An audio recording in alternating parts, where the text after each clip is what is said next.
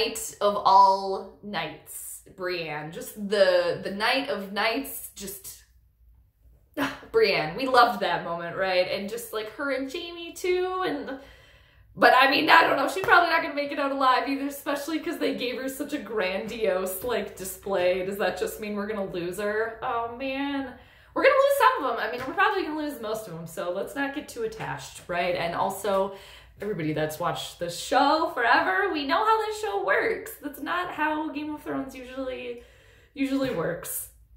You know, it's not sweet and wholesome, and we don't get what we want, but we'll just have to wait and see.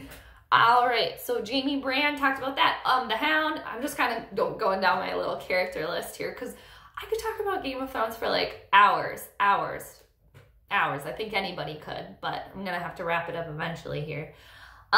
So the Hound I talked about. Oh, Theon being back.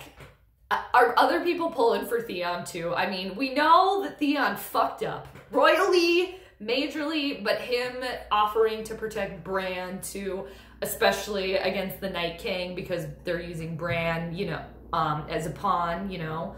Bran offered, because Bran told us what we all kind of thought and assumed, is that who is the Night King coming after? He is coming after Bran. So Theon offering to protect Bran, and I think Theon is just trying so hard to make good, you know, especially coming back home to Winterfell. Like, Theon's not technically a Stark, but he was raised by the Starks, so he's pretty much a Stark at this point. It's pretty much just the same, you know, as Jon Snow, right, at this point. I mean, I guess Jon Snow's like technically a cousin, but anyway. So I love that. And then the Theon and the Sansa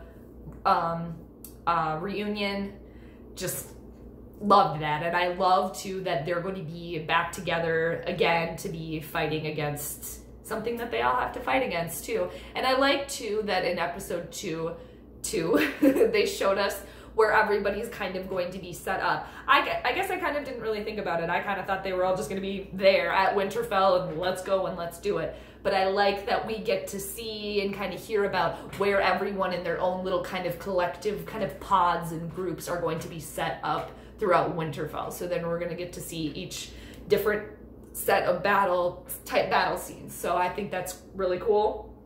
I like that they're doing that. Arya talked about her. Cersei talked about her. Tyrion talked about him. Man, especially the Tyrion and Daenerys relationship. That is just, I think we're really seeing who Daenerys has always been. I mean, I've always liked Daenerys as a character, but I've never been like, I want her to get to the end. Because I think, I don't know, I want one of the Starks to be at the end personally. I'm just on that, you know, on that side, but who knows, like, and Bran too, what if there isn't an end, right? He told Jamie, or what if this is the end, or whatever the fuck he said. Like, what if there isn't an after? That's what Bran said. So does that mean everybody just becomes, you know, White Walkers? Maybe, who knows? I mean, anything could happen, right? That's why the show's crazy. But back to Dany. So she's always been after the throne. I mean, the whole time, the whole series. We know that's what she's been after. But now I think we can really kind of see that she's not going to let anything get in her way either. And I think she is a little bit evil, Daenerys. And I also think she's using Jon Snow also up until her finding out about him being her nephew and the legitimate heir to the Iron Throne. But back to Sansa, Daenerys. I am all about Sansa. I've just loved where her character has started and gone. Just the character arc for Sansa, where Sansa is right now. I also have heard and read things about her kind of being like a mini Cersei, and we know Sansa said that she kind of admired Cersei, and clearly she's taking steps to kind of do things that maybe Cersei would have done, or do it in a way that Cersei would have done, because clearly Cersei has been in control for quite a long time. And also, Sansa has learned from Littlefinger. Granted, but she got the better of Littlefinger, didn't she? So she is a smart one. Man, and what happens to the North?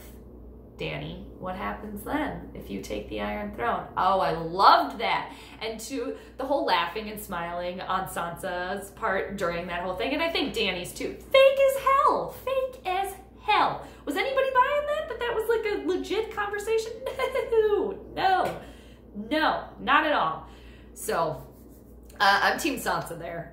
If I had to choose between the two of them, she's just, girl is getting it. Smart girl, and she is taking her, she already has power, and man, she is just wheeling it and dealing it. And I like it. I like where Sansa's headed. I like where she's going. So we'll see what happens there. All right, as far as Danny and Jon Snow, I love when, you know, Sam was kind of teasing Jon, like, have you told her? Have you told her that you guys, you know, are aunt and nephew, you know, aka hint, hint, nudge, nudge, when are you gonna tell her? And then at the end, of course, perfect timing. Game of Thrones does this, right? Just the timing of it all, the very end of the episode, Jon and Daenerys, Jon tells her that pretty much, hey, I'm your nephew, and also I'm the legitimate heir to the throne. And I mean, just that conversation between the two of them, and you can just see it in both of them too, that like, to me, I kind of took that like, both of them were like, relationship out of the door now, fuck that, like, fuck it, we both want the same thing now, and we're both in each other's way, so to speak. Very interesting wedge there. A lot of wedges here. There's being a lot of wedges being put between characters. I am just, don't we wish that episode 3 was happening tonight? Damn it, we gotta wait. It's the worst, but also the best. The anticipation of it all. I also kind of was reading some stuff, or maybe I heard this after the episode when they kind of do the live after the Thrones or whatever, live Thrones talk. I don't know if it was on there or somewhere else where, God, what was I gonna say now? Something with Danny and Jon. Oh, that somebody said like, oh, what if Daenerys sees Jon in trouble now, and Daenerys just kind of lets whatever happen, and not go to help him. Or I don't really see that happening vice versa, because I don't think Jon's not like that, like, right? He's not like that. But I don't know. You never know when you're battling the dead. Could that turn things? One of them could turn. Who knows? And who's going to be the first one that we see as a White Walker to the character that we've seen before? And the crypts. What the F is going to go down there? Something's going on down there. Something's going on down there. Are there more dragon eggs down there? Are people going to be risen from the dead? Whether it be for Jon Snow and Daenerys, or the good side, or the Night King side. Something's going on down there. We need to figure it out. What's going to happen down there? What's going to happen? Is Ned going to come back to life somehow? Are we going to be able to see him? Oh, man, wouldn't that be crazy if they did that? Man, that would be so nuts. That would be so cool if they brought, like, Ned back, you know, to fight for, like, the Starks, to fight for his family, even if it was just until, like, the battle was over, or, like, the magic was gone or something, or... Damn, that would be badass, I think, in my opinion. So, we're ready for season 8's here. I was going to say season 3. No, we're ready for episode 3 already. Man, I'm itching to see what's going to happen. Itching to see it. Ugh, can't even wait. So, all right, you guys, let me know what you think if you want to in the comments as far as Game of Thrones goes. And I guess, obviously, the Vikings and stuff, too. But it's like, obviously, our public enemy #1, I think, as a whole world and, like, collective is watching Game of Thrones, trying to figure out what's going to happen in Game of Thrones. Also, too, did anyone listen to the final episode soundtrack list? The writers or the producers, or I'm not sure who said it, but they said that the ending of the show is right there in the song selection.